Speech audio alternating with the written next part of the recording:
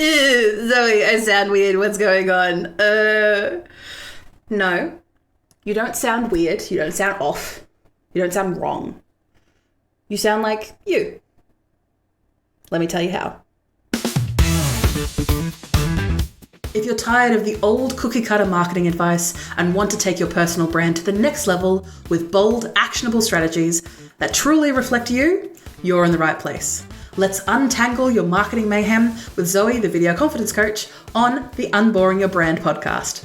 Unboring Your Brand was recorded on Wadawurrung land.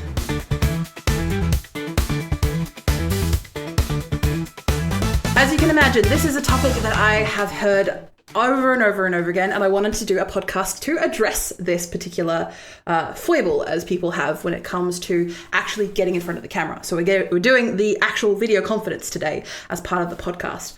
And I wanted to reiterate. So this is a scenario I find people have when they come to me. They say, they immediately go, oh no, I hate this way that my voice sounds. Or they usually say it as a throwaway line to a pile of other things where it's like, oh, I can't do that, this. Oh, I can't possibly do that, this. I can't possibly do that. Oh, and my voice sounds weird. So you can imagine when that put in a pile with other things that usually people put up as barriers to their own marketing efforts, they put up to their own messaging, they put up to their essentially kneecapping themselves when it comes to marketing their brand. I understand. I get it. It's weird when you hear yourself being recorded for the first time. But if you want to share your message, if you want to grow your personal brand or grow your brand in your business, you need to step up. You need to step up and be the expert you already are. If you are a thought leader, you already are. And to be that, you need to be in charge. You need to have opinions and you need to say them out loud. So you're going to have to get comfy with your own voice, or at least you're not going to have to cringe every time it plays back.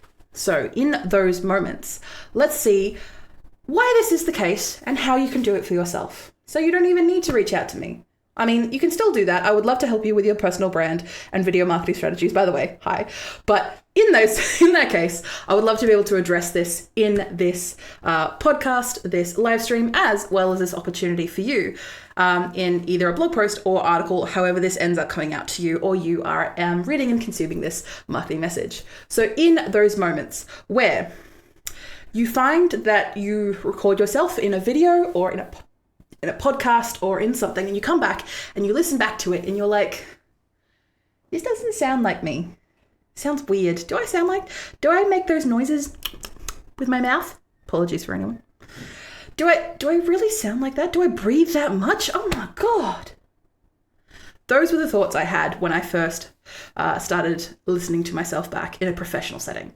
Now, of course, leading up to, as you can imagine, the drama queen that I am, I recorded myself plenty of times as a child and as a teenager leading up. But when I first started my business, arguably as a teenager, I started to record myself to explain to things to clients about how they would get their message across by just doing it for them to start with, just to show that I'm not dead and to show that everything carries across.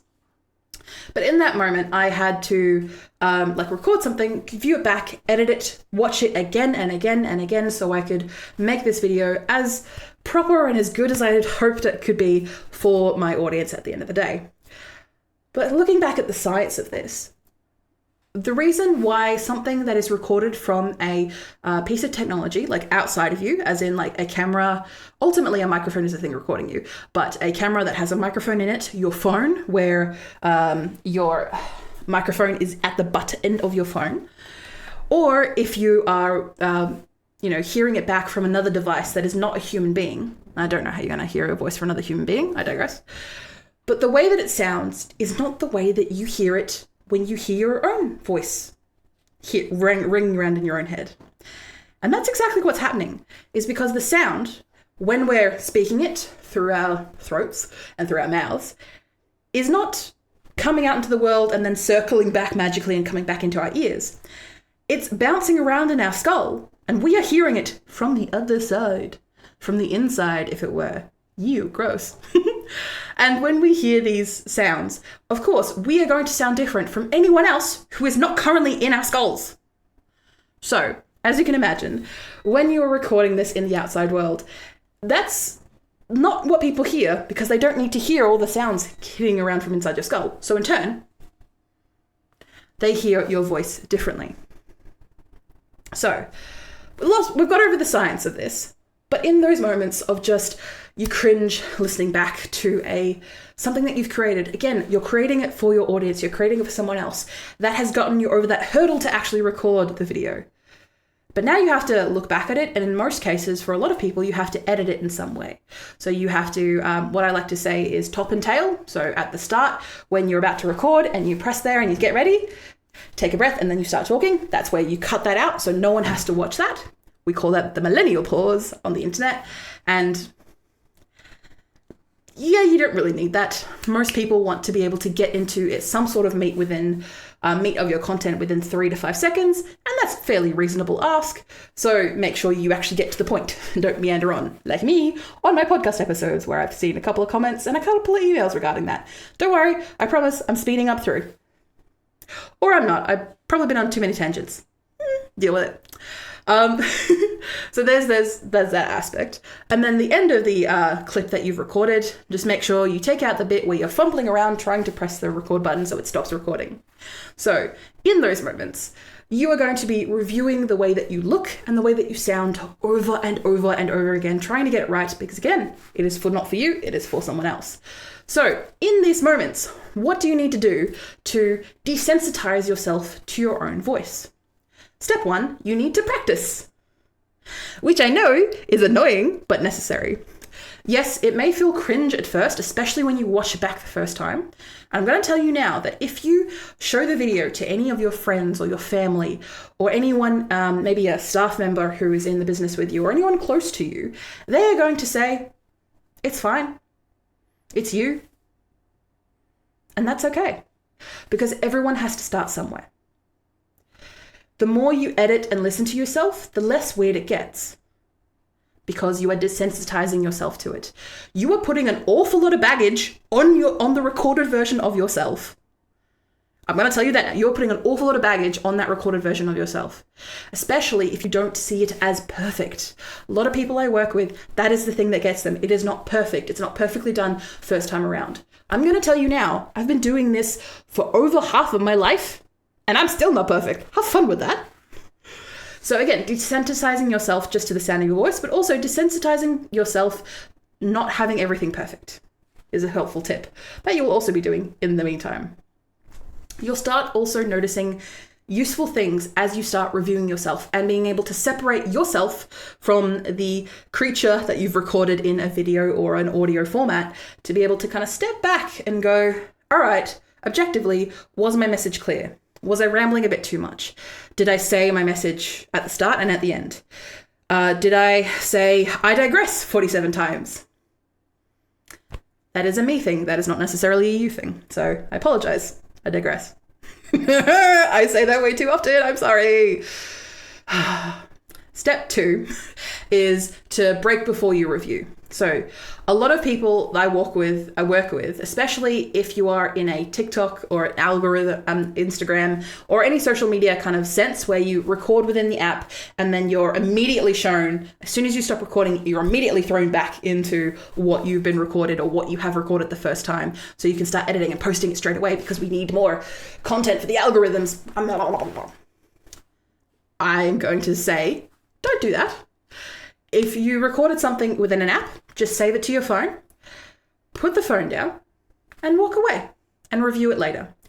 Put a reminder in your alarm clock or your calendar or something to review later, making sure that you take a break from either like a food break or a dog walk or a nap, just giving your brain space to separate yourself from what has been recorded.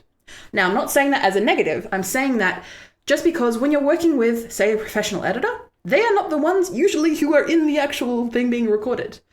So they are a lot more objective as to what is being presented to the audience.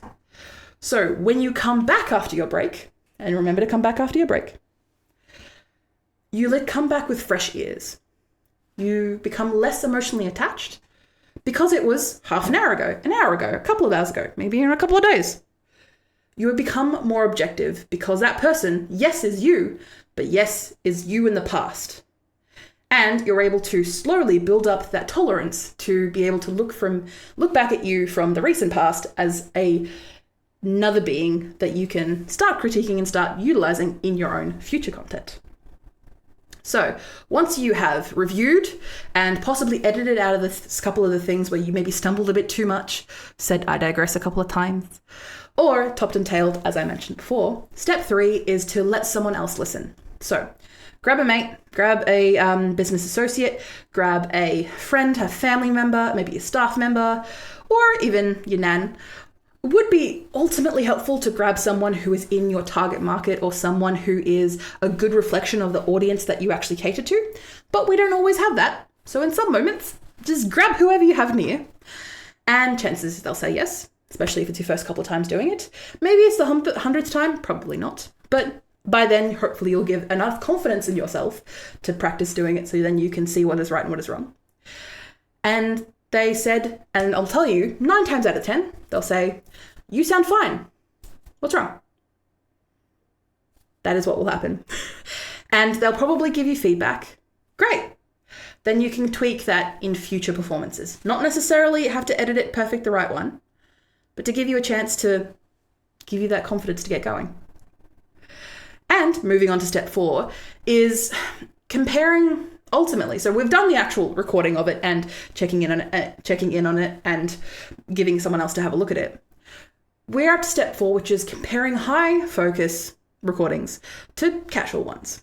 So no matter what you do and no matter what device that you film on or record yourself on, you are going to sound different versus when you are passionate to when you are laid back and chilling. This is going to come out in your breath. It's going to come out in your posture. It's going to come out in the energy that you bring to not just your words, but how you physically look and act on screen, or in some cases, like now, in the audio recording. It is all going to shift your tone.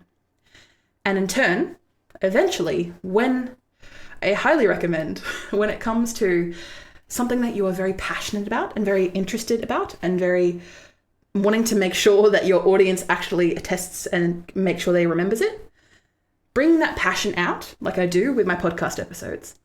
Hopefully you're not bored. The pros have trained themselves to hit that passionate mode on cue. And you can too, because you are doing ultimately this for someone else. So as you practice, you're able to bring that passion out in not just the words that you're saying, but the tonation that you're saying it to. Your voice and your message isn't just for you. I mean, it comes from you, don't get me wrong, but it is for your audience. People who need your help, your ideas, your encouragement, your solution to their problem need to hear you say it. They need you to say it out loud, to actualize their swirling problems, their mayhem into a usually succinct message with your actual voice, not AI, not just something that you are manufacturing, your actual voice, to make them feel less alone, to make them feel like there is a solution to their problem, especially when their problem is mental or internal or something nebulous. It's not something that they can just, get something done within the next hour. Your job is not to sound perfect. Your job is to be understood. And in turn, you need to be out there getting your message out there.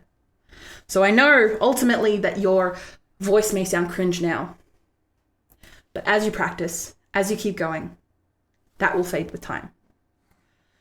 And if it runs deep, like if the cringe does not stop and you've done it a handful of times, even after practicing and supporting and actually sticking to it, it might be time to have a chat with a therapist. I'm not being shameful. I'm saying genuinely, having a chat with a therapist, if it is something that you really want to achieve, but your own mental hurdles are holding yourself back, it's not shameful, it's smart. So go talk to someone about it. Recommending therapy. One thing I want to touch on before I end this episode is you would not ridicule a baby for falling over as they're learning to walk. So why be mean to your beginner self when you're learning to talk on mic? When you're learning to present your message? When you're learning to be on stage? When you're learning to be in front of the camera? Give yourself time. Give yourself grace. And remember, your message matters more than your discomfort. Your audience matters more than your discomfort. You've got this. And if you need, I'm right here to help you say it out loud. Thank you again for listening to the Unboring Your Brand podcast with your host, Zoe Wood, the video confidence coach, smashing your marketing mayhem with killer video strategies. Make sure that you give this podcast 5 stars on Apple Podcasts or Spotify Podcasts if you have enjoyed listening or watching to this podcast. I really hope that you have gotten a lot out of today, and I'm aware that some people have mentioned that I do like to ramble a bit in my podcasts, and I thank you for being able to stick it out with me during this time that I've been rambling, honestly, a bit too much. Ultimately, I hope that you have gotten something out of this and you're able to either start recording yourself and looking back objectively, or get back into the swing of things, because people need to hear your message. Bye. Thank you for listening or watching Unboring Your Brand. You can find detailed show notes with tools, offers, and episode transcriptions. Just click the first link in the description or go to vcc.training/podcast. Get involved and ask me anything about personal branding, video strategy, or just a friendly small business chat via my email, g'day@vcc.training. That is gday@vcc.training. The Video Confidence Coach would like to acknowledge and pay my respects to the Wadawurrung people of the Kulin Nation, the traditional custodians of the land on which I record my podcast. I pay my respects to their elders past and present. I stand with the traditional custodians of these lands in working towards a more equal future. Always was, always will be Aboriginal land. Look forward to me chatting at you next week, superstars.